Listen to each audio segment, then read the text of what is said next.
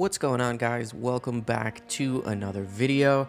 Now, as we know, Qui-Gon Jinn was killed by Darth Maul on Naboo in 32 BBY, but that was merely the end of his physical form. Through special training he had received, Qui-Gon learned to maintain his consciousness within the physical world, becoming one with the Force after death.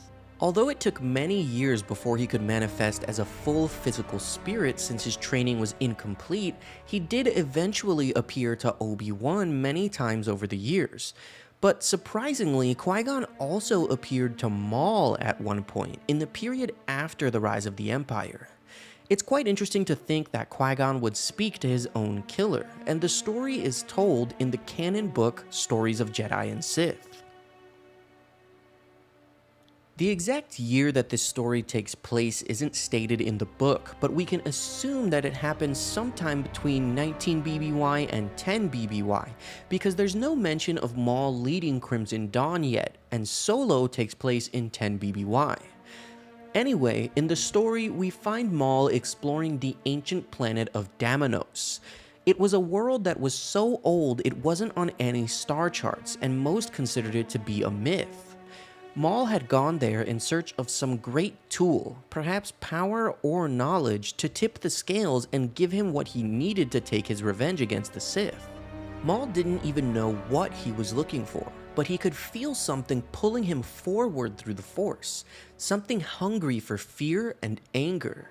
Even though he was alone, he could still feel danger permeating from everywhere, which told him that the dark side of the Force was strong on that planet. That made him even more eager to discover what secrets lay there. Coming to a ravine, he discovered a large Sith castle made of black stone.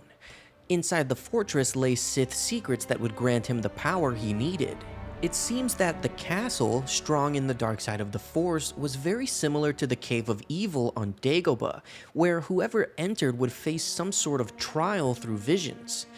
As Maul proceeded through the castle, he encountered specters of both his dead brother, Savage Opress, and General Grievous. While both of them were definitely just visions brought on by the Force, there is one who appeared to Maul through the Force that still existed within the Force itself: Qui-Gon.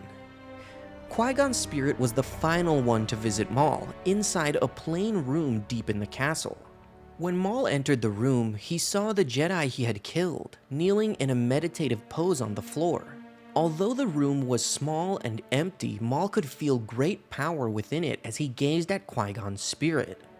Maul asked if he had come to fight once more, to be defeated again.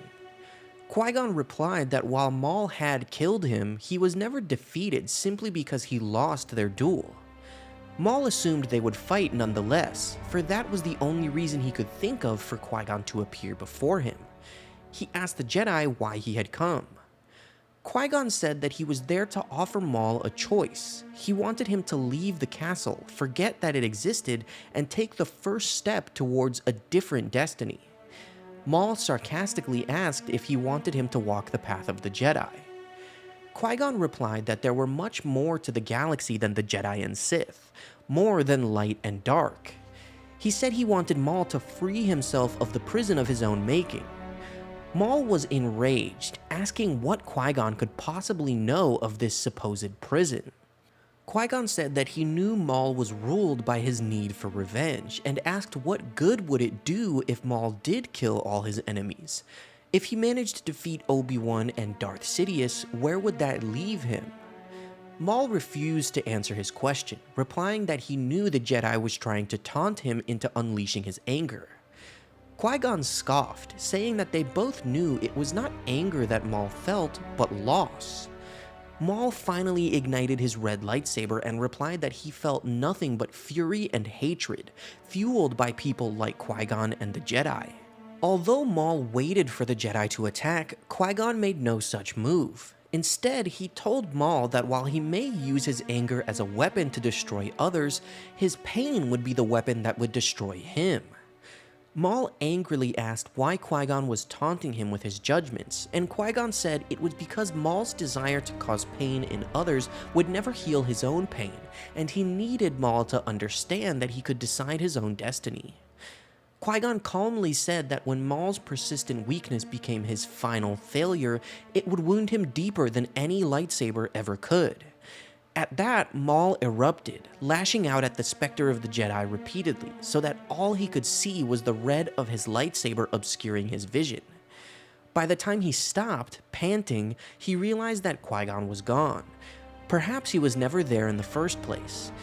The realization that he might have been talking to himself left him feeling empty, and he realized that he could no longer feel the dark power that drew him to the room in the first place.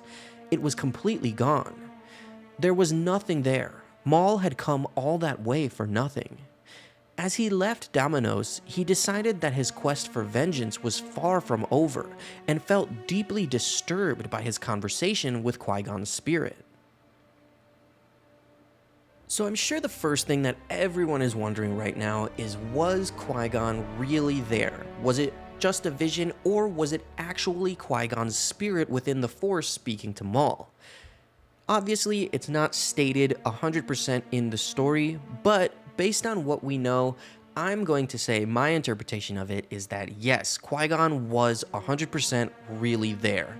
And this is because Qui-Gon exists within the Force itself. At this point, he has maintained his consciousness, he's there, he's one with the Force, and obviously Savage Opress wasn't, Grievous wasn't, and Maul saw both of them, so those were both just visions, but it totally makes sense for that to actually be Qui-Gon appearing to Maul and speaking to him. We know that places like the Cave of Evil and apparently this castle on Damenos are nexuses within the Force. There's also one on Mustafar underneath Darth Vader's castle, and that just means that there's a very strong concentration of Force energy in a specific location. We saw Luke go into the Cave of Evil and face Darth Vader. There's a comic where Kylo Ren goes into the cave and fights Luke and he sees his parents and stuff. So because of that, because of how powerful that location is within the Force, I think it makes sense for Force spirits to be able to appear there genuinely if they are one with the Force. Because Qui-Gon is part of the Cosmic Force and the Living Force, and his consciousness is there, part of the Force completely, I will totally say that yes, I think he was really there. He wanted to help Maul, and I think that's awesome. I think the idea of him coming to Maul, trying to perhaps not redeem him from the dark side, because he didn't go that far, just to try to give him some advice and set him on a different path, that's Qui-Gon 101. That is why Qui-Gon is an amazing, compassionate character, arguably the last true Jedi of his time that wasn't dogged down by politics and being emotionless and just taking the Jedi code too far. All of the Jedi lost their way, but Qui-Gon didn't, and that's why he's one of my favorite characters in all of Star Wars, and that's why I really love this story. I think it's just great. If you take it as Qui-Gon really being there, then yes, it's great for his character. But I guess it's really up to you. That's probably why they left it ambiguous, why they didn't describe Qui-Gon as appearing blue and glowing as a Force ghost. Maybe they wanted people to decide for themselves whether he was there or not. I'm going to say that he was, but, let me know if you guys interpret it differently, what your opinion is. Do you think it was just Maul talking to his own subconscious through the dark side? I would love to hear everyone's opinion. But thank you guys so much for watching this video. I hope that you enjoyed it. If you did, make sure to like and subscribe. I would really appreciate it. And as always, may the Force be with you.